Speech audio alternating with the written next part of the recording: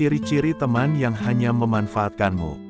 Terkadang sulit untuk mengetahui mana teman yang benar-benar baik dan teman yang hanya ingin memanfaatkanmu untuk mendapatkan apa yang mereka inginkan. Karena pada dasarnya sesama teman itu memang harus saling membantu. Tetapi ketika kamu sudah menganggap seorang teman sebagai orang yang sangat dekat dengan kamu namun ternyata mereka hanya memanfaatkanmu, itu merupakan hal yang tidak sehat.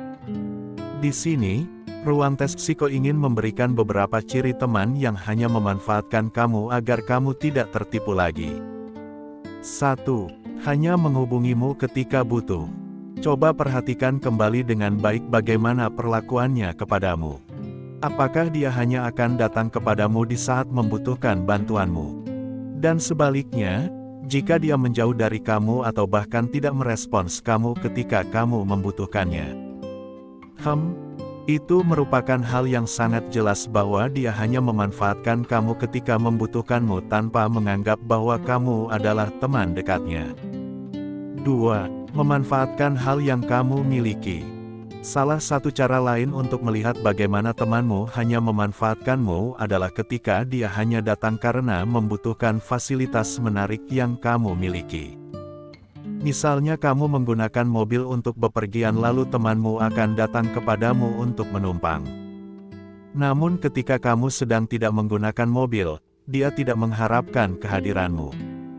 3. Pergi bersama temanmu yang lain tanpa mengajakmu. Jika temanmu menganggap bahwa kamu bagian dari lingkaran pertemanannya, dia pasti akan mengajakmu ketika pergi bersama temanmu yang lain. Namun jika temanmu hanya mengajakmu pada saat tertentu, bisa jadi karena dia hanya memanfaatkanmu ketika butuh. 4. Membicarakan kekuranganmu ke orang lain. Sebenarnya merupakan hal yang mudah untuk mengetahui apakah temanmu merupakan orang yang tulus atau tidak sebagai teman. Misalnya ketika kamu sedang berkumpul dengannya namun dia sibuk membicarakan kekurangan temanmu yang lainnya. Bisa jadi, ketika dia sedang berkumpul dengan temanmu yang lain ketika kamu tidak ada, kamu yang menjadi bahan omongannya. 5. Tidak menerima pendapatmu. Setiap rencana yang harusnya dibuat secara bersama-sama, namun pendapatmu tidak pernah didengarkan. Entah karena tidak setuju dengan pendapatmu, atau kehadiranmu hanya sekadar untuk penambah saja.